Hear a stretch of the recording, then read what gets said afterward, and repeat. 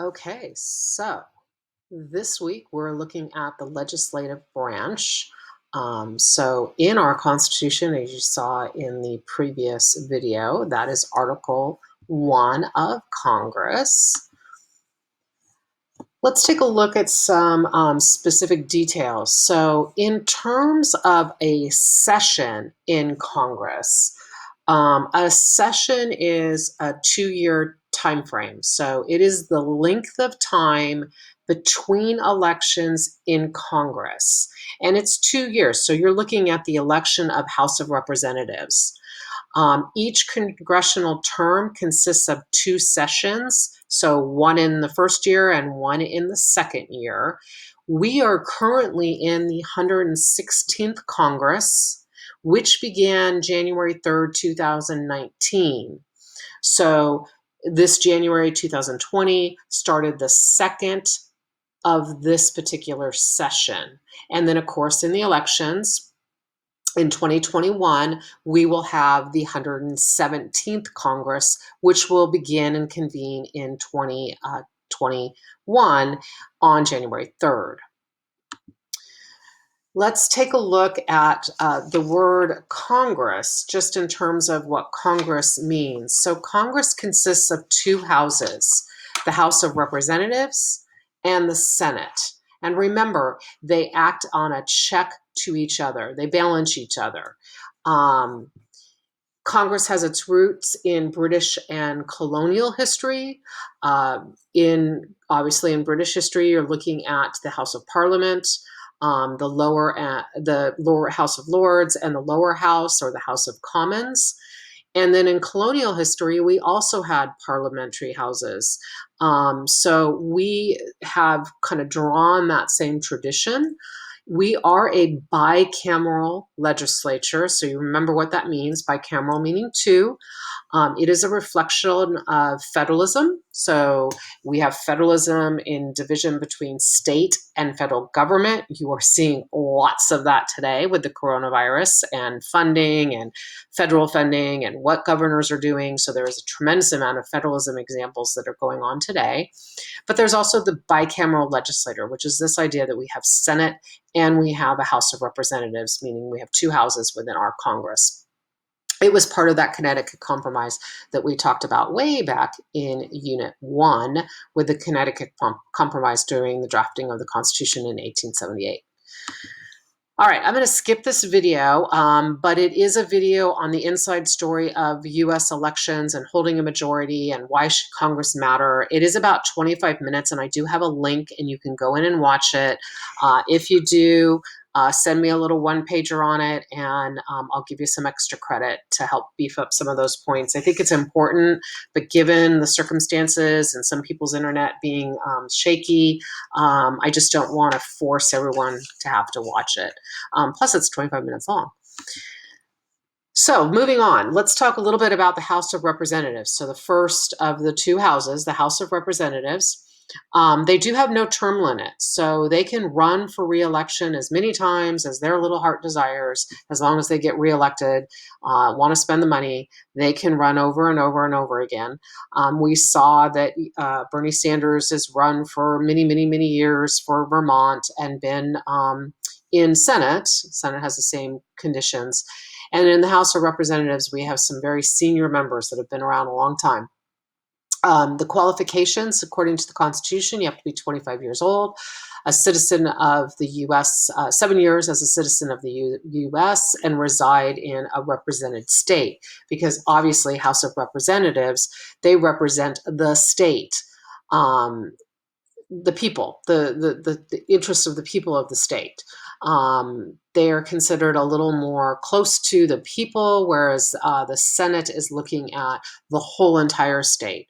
So we have a representative who represents our district in the north, and their job is to represent us in legislation and issues. And you're going to see your question there on our lecture is about what are they doing for us.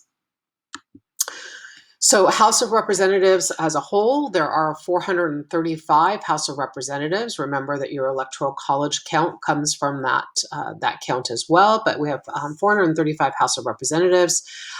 They are based on population. So each state gets a representative based on its population, with every state having at least one. And they are do have more rules in their house, and we'll look at that here in just a little bit when we get to some nitty gritty. But essentially, they have very strict rules on debate, and it would be logical. Think about it. There's 435 of them, so to have strict rules on debate would be really required, considering there's so many of them sitting in the House with opinions and want to have their voice heard. All right, let's move on to this idea of how we get those representatives. So reapportionment, so that is the allocation of seats at each state level. It is the process of redividing those 435 U.S. House of Representatives based on the state's proportion of the national population. So you have a total of everyone that lives in the country, from sea to shining sea, and based on that percentage is what gives each state its allotment. So California, we have 53 House seats that are allotted to the state of California. So we have 53 House of Representatives that go to Washington for us. That allocation is done every 10 years. So we are in a census year. It is 2020. Hopefully every family is filling out that census. That is how we get apportioned our seats in the state of California. And as I said, there's a minimum representation of one. Let's take a look at the last census. Now, based on Westbury versus Sanders in 1964, we talked a little bit about this before we all got kicked out of school and you were forced to watch me from home. But Westbury versus Sanders is a court case that happened in 1964. And essentially the results of that court case is one person, one vote. And that's the rule. Each vote in a congressional district should be worth about the same amount. So each vote, or each representative, essentially is representing 710,000 people. In the 2010 election, that equated to roughly 710,787 people on average. So about, one for 10,000 people. So you can see that the states that have more population have more representatives because they have a higher percentage of people, apportionment-wide population apportionment. Let's take a little map at who gained and lost. So here it's telling us that they gained and lost. I have a better slide coming up here.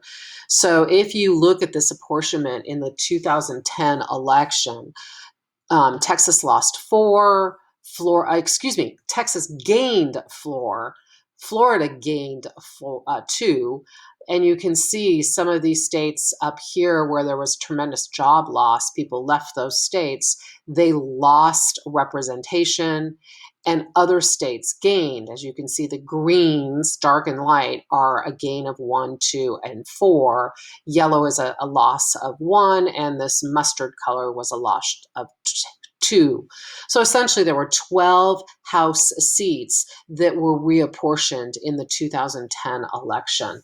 And so we'll see what happens in this 2020. I know you all asked me when we were still in class what I thought would happen in 2020's election.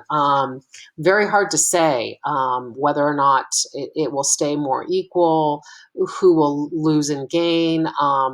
I would say, given that we're doing census now, might not be so much. If the census was happening next year after all of the coronavirus issues and people losing jobs, I would say probably the reapportionment would be larger, just because of reallocation and people shifting and moving and leaving certain areas. But we'll see in 2020. Take a look at it, what happens. So it's called reapportionment or redistricting, depending on how you want to phrase that, but both are synonymous. Redistricting means the process of redrawing legislative district boundaries, and it's done every 10 years. So state legislators determine the district boundaries. So that's up to the state how they determine or how they divvy up their state within those districts. So you get your reapportionment, you get your number from the federal government, and then divvying up those districts within your state is done by state legislators. There are a couple of different ways to do that legally. And one of them is you have an independent body that analyzes the data, looks at the population counts, looks at census data, and reapportions based on the rules. Essentially equal, one person, one vote, can't have too many of one particular political party, race, ethnicity, gender, not gender, age. So there are certain rules that have to be followed, whether it's an independent body like California or whether it is a state legislative body and you got some politicians divvying up that. The biggest thing is this idea of gerrymandering, and gerrymandering gets bantered around and lots of misunderstanding. Your textbook does a fabulous job at explaining it, so I'll just kind of briefly do a little quick recap on this idea of gerrymandering. And basically the idea of gerrymandering is that you're drawing a district line in order to favor a particular political party, gain dominance, and or to handicap another party or specific group of people based on ethnicity oftentimes. So I have two very short videos. Pay close attention because obviously you have some questions on them. The first one is just about, gerrymandering 101.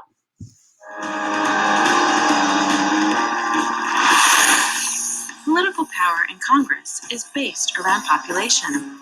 Bigger states, like California and Texas, are rewarded with more seats than smaller states, like Rhode Island and Delaware. Since our population is constantly changing, people move, have babies, die, the Constitution requires that a census be held every 10 years to count the people of each state. Census numbers are used in the process of reapportionment to determine how many of the 435 congressional seats each state gets. As states grow in population, they get more seats, and they take those seats from states that have grown less quickly. After each reapportionment, every state must alter the boundaries of their congressional districts to account for these changes. This is called redistricting. The United States is the only advanced democracy in the world where politicians directly participate in the districting process. Why does this matter? You live in a district, many districts actually, congressional, state senate, assembly, city council, school.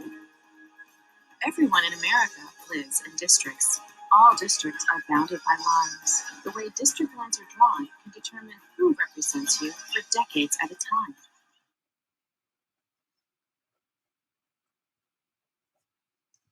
All right, and then let's take a look at who draws the lines, because that's the other aspect that she addressed in that video.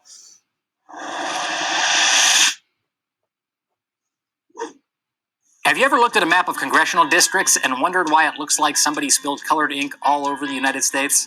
Turns out there's actually a pretty good reason for all those bizarrely shaped districts, except for it has nothing to do with the voters' best interests. Every 10 years, the Census Bureau counts every single person in America, and the results are used to divvy up the 435 seats in the House of Representatives to ensure equal representation across the country. And in most cases, that's where the common sense ends and politics takes over. You see, in the vast majority of states, it's up to the lawmakers themselves to draw congressional and state legislative boundaries. The new maps are passed just like any other old piece of state law.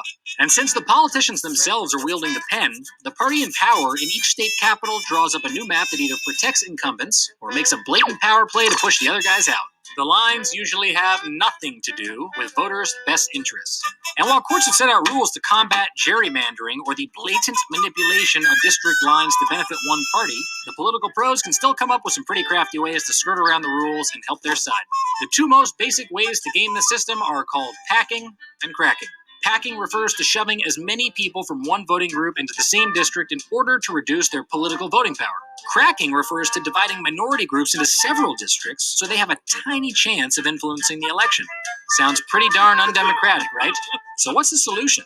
Well, a handful of states employ independent commissions to make their maps. These folks cannot take things like party affiliation or lawmakers' homes into account. Others leave politicians in the mix, but try to limit their wheeling and dealing by creating an evenly balanced bipartisan commission. What do you think? Is this the best way to draw our congressional districts, or is it time we reform the system? Let us know. Log on to takepart.com/Tuesday. Subscribe to our videos on YouTube. Comment right here on this. All right, well, you'll be commenting, or you will just have commented on the types of commissions and why that's important. Let's take a look at some of these districts. North Carolina did have some issues with gerrymandering, and some court cases went to Supreme Court over not allowing that to happen. But gerrymandering essentially seeks to draw legislative districts that isolate a member of a particular political party so that a maximum number of representatives that party will be elected. So North Carolina was accused of actually making those lines so that Republican parties were winning the dominant number of seats. Went to Supreme Court. They had to redraw some lines afterwards. The video also talked about this packing and cracking. So packing, drawing lines so they include as many as the opposing party's voters as possible, so that you end up with this weird, funky spot, and you end up with all the red party in one district with a little smattering in the other, and essentially this district would be dominant, and that party would obviously be dominated by the red with absolutely no blues in it whatsoever. The other is this idea of cracking, where you have, a little bit of both, but you end up dominating in one party or another. Both are not allowed. Neither is the sweetheart, where you divide a party in some split down the middle system, and your textbook talks a little bit about this. Competitive is what it has to be, and hopefully these independent organizations are designing competitive as best as fit possible, and that's pretty much the system and pros and cons of gerrymandering. Let's move on. Here is our map in California. So looking at California, 2011, that was the year after our lovely last census, there were some shifting of some lines. So District 1 up here at the very top, which is where we sit, we used to cover parts of all the way into Trinity, and there was some other areas that we had, and we didn't go down quite as far down into Placer County. But now, with the shifting of population a little bit, we actually extend down here into the lower part of Placer. Yuba got its own. It's over in District 3. So those of you down in Yuba County or Colusa County down here south have a different district than those of us in Butte and Tehama, Shasta. And so we're all represented up here in the north. There was a little bit of shifting up here between District 1 and District 2. And then down in the south, this lovely blow-up map, as you can see over here on the right, there are tons of districts in the Bay Area and tons of districts down here in Southern California, because there are so many people compactly tight in just one region. And those districts take up some territory, like 27 and 25 are huge. There's just not a lot of people who live in those areas, and it's very spread out. It's very flat and getting close over to the desert area. So those are, that's California. That's where we are. And obviously we're up in District 1. Okay, taking a look at what they do. What does the House of Representatives do? So House of Representatives, they are fiscal. They're looking at money. They're spending money. Obviously, Senate has some approvals there, but you're looking at their job is fiscal policy, government expenditures, so what we spend, our revenues, what we take in, and managing our debt.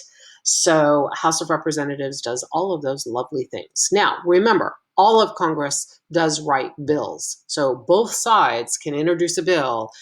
Both sides have to approve bills. Bills become laws. Okay, so a bill becomes a law. But their unique responsibility, as you saw in the division of powers, is fiscal.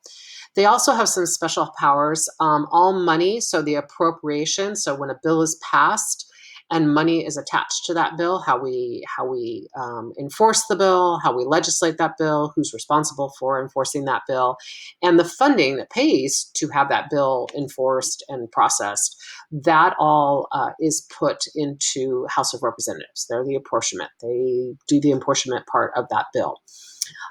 They will select a president if there's no majority in the electoral college. And they are the ones who write articles of impeachment for high-ranking officials. And you just saw that happen in our last, not too long ago. The head of the House of Representatives is called the Speaker of the House. They are elected. They are they are elected within the body of the House of Representatives. Currently, it is Nancy Pelosi, and there she is with the gavel. I think this was when she got the gavel back when Democrats took over majority on the House of Representatives. So the head of the House of Representatives, the Speaker of the House, is always the dominant party in the House as well. So currently, that is Democratic. They preside over the full House. They decide which committees each member will serve on. So they assign bills to committees. So when a bill comes into the House of Representatives and introduced to the floor, they are the ones that assign that bill to specific different committees to do the process of investigating and legislating on that bill. You'll be looking at committees next in the next lecture. They decide they decide the order in which bills will be heard and the times of debate on the floor. So when I say that is a tight, very strict process, that's what we're talking about. The House of Representatives, Speaker of the House, will set that order. What bills will be discussed, how much time is allotted, the debate amount of time, the days that happens, et cetera, is all set up by the Speaker of the House. Speaker of the House has a tremendous amount of power. So kind of a good job. Good to be that role. On the Senate side, let's take a look at the Senate side. The Senate serves for 2 years. Serves for 6 years. 6 years. Senate is 6. Senate 6. Senate 6. They have no term limits.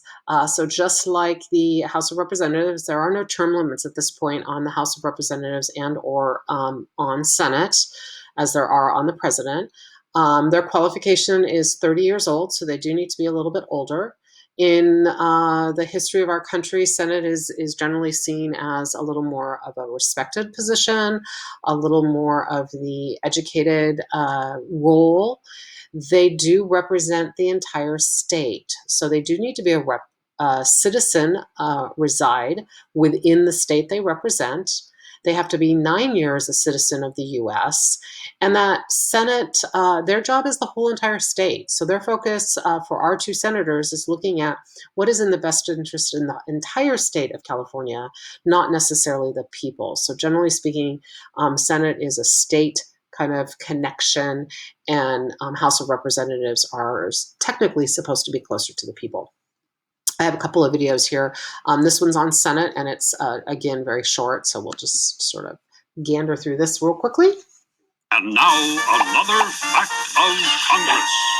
The Senate is one of the 2 bodies that make up what we call Congress. The framers of our Constitution created the Senate to make sure that our government didn't rush into any bad legislation or laws in a misguided moment. Think of the Senate as the wise old owl who patiently sits up in the tree looking down on all possible options before acting. There are 100 senators, 2 from each state, and they serve terms of 6 years. The Senate has a unique role.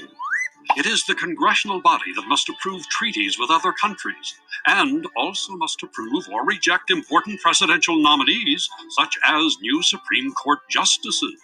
Of course, the Senate also works in cooperation with the House of Representatives to pass the laws of the land. And that's another fact of Congress. There you go, fact of Congress. So, Senate, there are 100 senators, obviously 2 per state. There's 50 states, so that means there are 100 senators in the country. Each state has 2.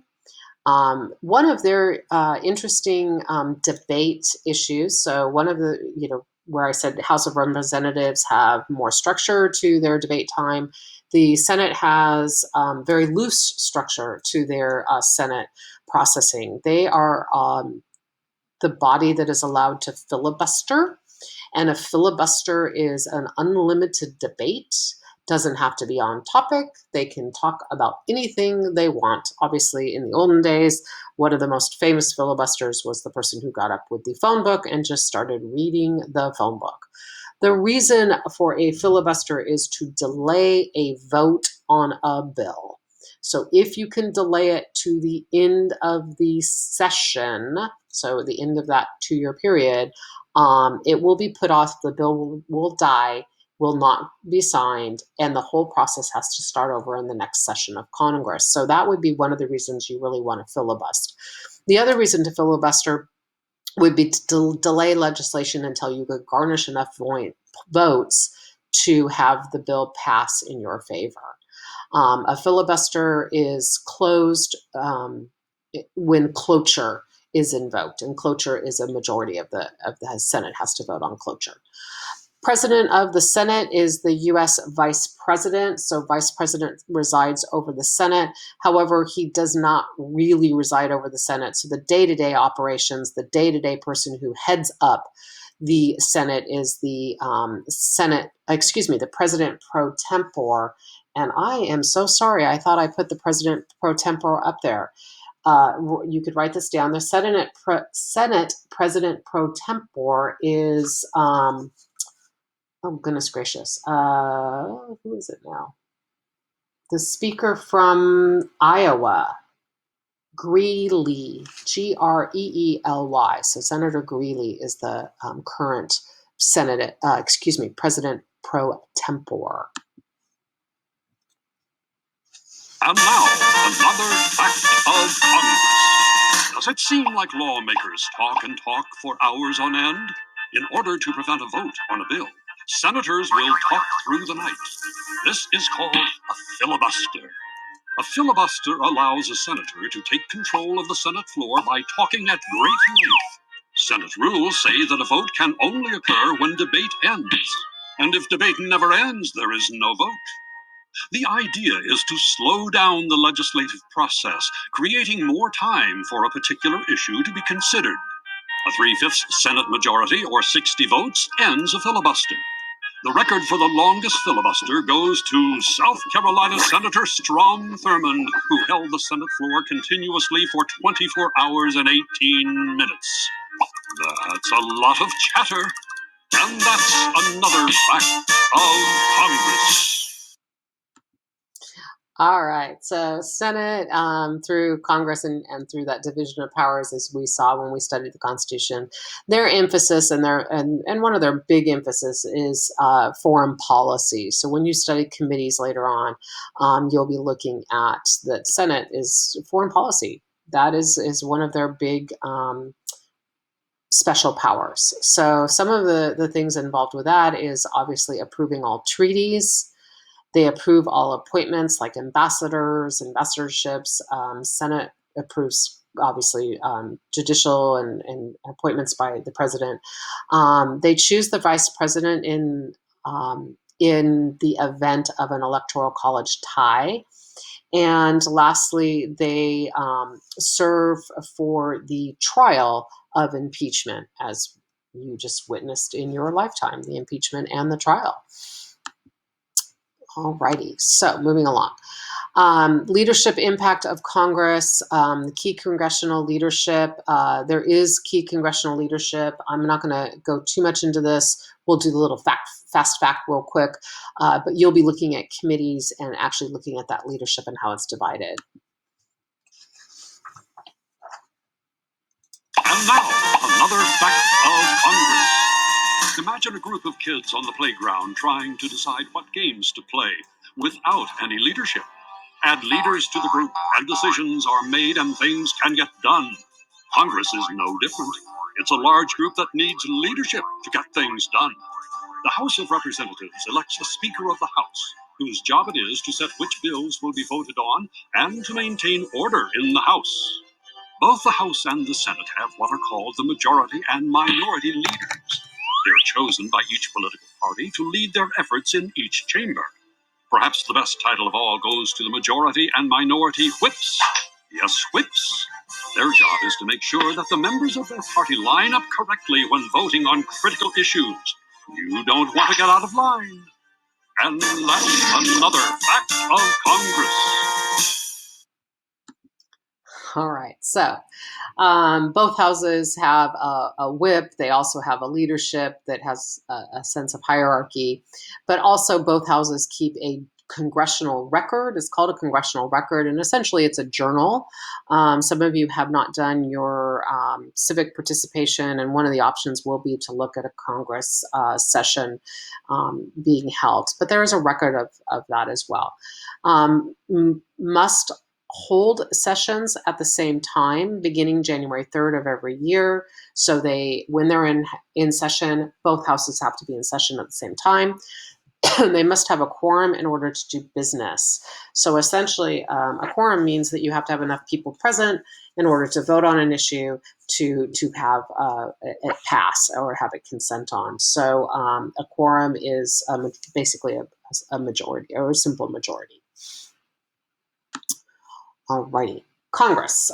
For both houses, they have very similar, what we'll call rules of behavior and punishment, but censure, they're formally reprimanded.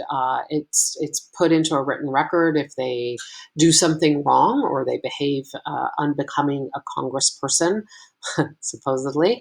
Fines and penalties may be set for some offenses. So some offenses, there are some fines or some penalties, like you don't show up for work on time, et cetera, et cetera. Expulsion, you can get expelled or basically fired from being a House of Representatives and or a Senate. Members with a gross misconduct, they break a law, they commit a felony, that could get them thrown out of office. It does require a 2/3 vote for that to happen. And I know you're probably thinking, has that happened? I don't know of any time where that's happened, historically speaking. Alrighty. Here's some privileges. This isn't in the textbook, but I think it's kind of interesting and sort of fun to look at. The privileges and compensation of Congress members, and I don't know, maybe this is some of the reasons why some things are not getting passed. Their annual salary per year is $174,200, and they received a raise not too long ago. But that's $175,000 a year. Their leadership team, so the House of Representatives and people in leadership roles, the whip, etc., they're looking at $212,000 per year. They do have full medical and dental benefits for their entire family and for themselves. They have free office space. They have free parking. They have free trips to their home and their home state. They don't have to pay for that. They are provided with a staff and a staff budget, so they have an entire staff at their disposal. So that does make re-election, which is one of the reasons why an incumbent will oftentimes win, because they do have a staff that pays to get them reelected. They are provided with a housing budget and then a mailing budget. So they have ranking privileges that does all of their mailings to their constituents. So yeah, some nice benefits. In addition to that, just FYI, they have a set retirement for life. Yeah, for life. For life. And they only have to have served for 4 years. So if you're a congressman, that means you serve 2 terms and you have your full benefit of your retirement for the rest of your life. Not too many jobs do that anymore. Kind of a nice little perky perk. Privileges and compensations outside of, just basically dollars and cents. They can't be sued for anything that they say or write while carrying out the duties of their office. They cannot be arrested for minor offenses while in Congress, so they can't be thrown in jail for excessive parking tickets. They do have one restriction. They may not hold another political office at the same time. So they can't be a senator and also serve on the school board at home. or serve as mayor or something along those lines. So that is one restriction they have. So the 116th demographic. So the 116th Congress, 2020. I didn't change the dates, although the statistics didn't change a whole heck of a lot. Yeah. So we have 535 members between the two houses. So 72% are white males, 28% are minorities and women. In the Senate, there are 21% of them are women, 3% are Black, 4% are Hispanic, 3% are Asian, and there is 1% that are LGBTQ. The House of Representatives, 19% women, and actually I think that stat might be a little wrong. I'll double check it and post the correction for you in Canvas. But it's 19% women, 11% Black, 1% of other ethnicity. So overall, women make up 53% of the electorate. That's the people in the country. We being women, are 53% of all people in the country, and yet we only make up 19% of the legislative branch. In addition to that, Blacks make up 12% of the entire electorate, and they're making up about 10% of the legislative branch. So they are closing that gap slowly, but women, yeah, we got a long ways to go. So hopefully maybe we all start to vote for women, or maybe more women just get in power and decide they want to vote. I don't know. Or excuse me, not vote, but run for political office. So all you young ladies in my classroom, one day you could run for office. All right, let's take a look at another fast fact. And now, another fact of Congress. When you look at Congress, ever wonder what the heck goes on in there? Sorry. Number one, Congress passes laws, from how fast you can drive on highways to whether basset hounds should have a national holiday. Number two, Congress decides how to spend our money. Should we spend our money to go to outer space or to build more national parks? Number three, Congress shapes foreign policy. The president may be the commander-in-chief of the military, but it's Congress that has the power to declare war. Congress also deals with things like trade policy and foreign aid. So next time you go by the U.S. Capitol, you'll know what the goes on in there. And that's another fact of Congress. All righty. All right, so let's take a look at some of the powers delegated. We did this at the beginning of the year. If you still have your Constitution, hopefully you do, you will see there are delegated powers. These are delegated, written in the Constitution. These are the things you get to do. They are spelled out in that lovely Article 1 that literally says they can tax and spend money. They can borrow money. They can regulate commerce, set nationalization laws, set bankruptcy laws, et cetera, et cetera. I'll give you a second to write all those down. Your video just said they have the power to pass laws for speed limits. That is true on interstate highways, so federal highways like I-5 that crosses the entire state and goes into another state. So that's interstate. Take it to Nevada, take it all the way over to New York. That's or all the way up to Washington and all the way down to Mexico. That is an interstate. The federal government can set the speed limit on those interstate highways. Your local highways, 299 going over to the coast, etc. Those are set by the state. So state highways are setting state laws and federal are setting federal laws. So just want to make that clarification for you.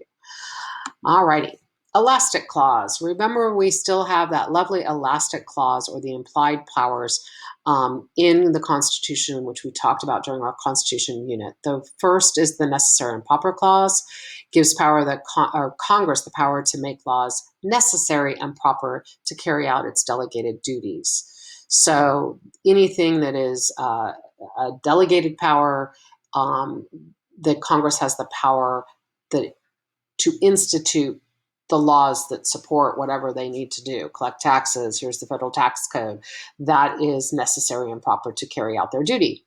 It's also known as the elastic cause. So it's elastic because essentially it stretches the power of Congress. And that really lends itself back to probably most famously the McCulloch versus Maryland, which supported this concept of implied powers, leading to this idea that they could pass it, that that law was okay to pass because essentially it was necessary to carry out their duties. You can review that in our first unit. We also talked about this when we looked at the Constitution as well. So powers denied to Congress, things Congress cannot do. They cannot take away from us. They cannot suspend the writ of habeas corpus. So remember, that's on page 158. Must show just cause for holding a suspect, except during wartime. Remember, Lincoln does that infamously. And then next is there are no ex post facto laws. You can't punish a person for an act that was committed when it wasn't a law. Okay, page 158. And then no bills of attainder. I cannot punish people without some sort of trial. And again, page 158. All right, denied powers as well.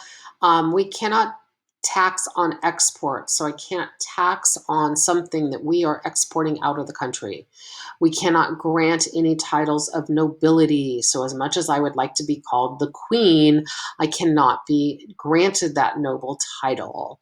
The other thing is that Congress must treat all states equally. So we can't have special privileges for one versus another. Congress must approve all expenditures of the President of the United States through laws. So there is an expenditure that the President of the United States, but it is approved by Congress. So nothing gets spent unless Congress approves it. Remember that the state still has powers, and that is going to be your big question here is how are the states dealing with our current coronavirus? How do you view this separation of powers? Because remember, this whole idea of the federal government and state is developed in that 10th Amendment, that some things that were not in the national government's powers goes to the state. So those are reserved to the state power. They cannot coin money. They cannot have a state militia or state troops or military of its own. They can't collect or impose import-export taxes, so they can't impose their own tax on something coming in from Washington or crossing the border coming in from Florida. I can't tax that person. They can't pass any law that the federal government has not allowed them to pass. But other than that, remember there are a tremendous amount of state powers. All right. Remember, elections are in November, so they are on even numbered years is when the election happens. So November of 2020, we're in an election year. Midterm elections are what we consider a non-presidential year. So that happened on the odd years. So we had a midterm election not too long ago. Because remember, Congress is every 2 years and Senate is every 6.